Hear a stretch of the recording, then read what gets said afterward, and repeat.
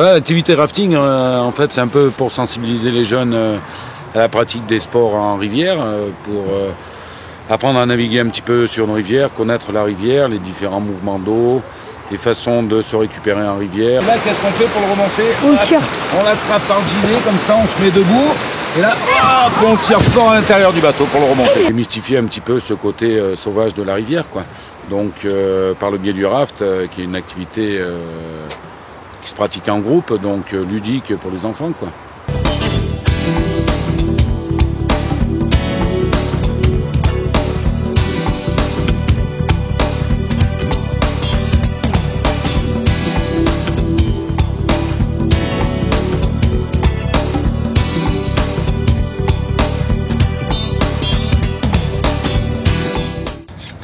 Dans le cadre des activités, il a été conçu un engin, un push-car, ils appellent ça, c'est-à-dire avec tous les moyens qu'on a ici, parce qu'on a de vieux vélos, des anciens hydrospeed, en fait, c'est pour flotter sur l'eau et descendre les torrents, là.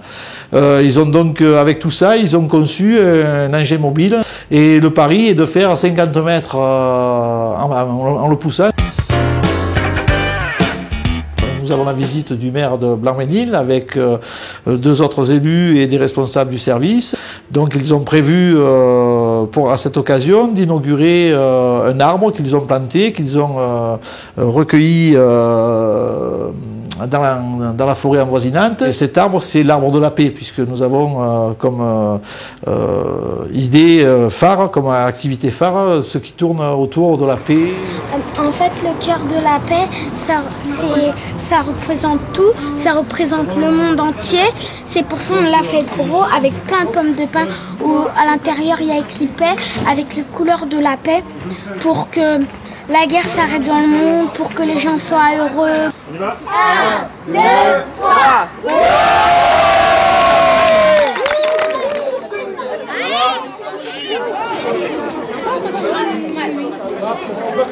Directeur pédagogique d'un centre de vacances, ça consiste en quoi? Ça consiste à s'assurer de la sécurité affective, morale et physique des enfants, avoir toute la gestion administrative et le suivi pédagogique des activités proposées par les animateurs.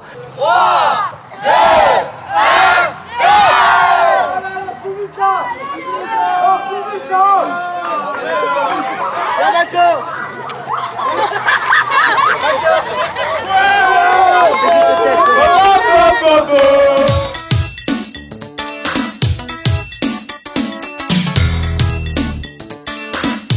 Bonjour, donc pour tous les candidats donc, sur notre parcours, avant de les lâcher dans les arbres pour qu'on ait confiance en eux, obligatoire le petit parcours école sur lequel on va leur donner des explications.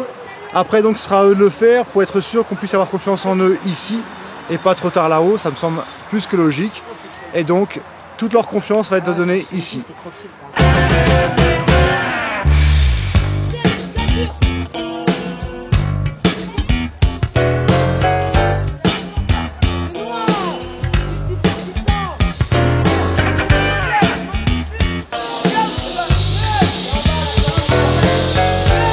Et la grosse différence entre le canoë et le kayak, c'est la position dans le bateau.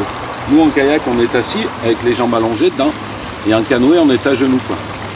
Donc forcément, si on est à genoux, on a le centre de gravité beaucoup plus haut, donc on est beaucoup moins stable.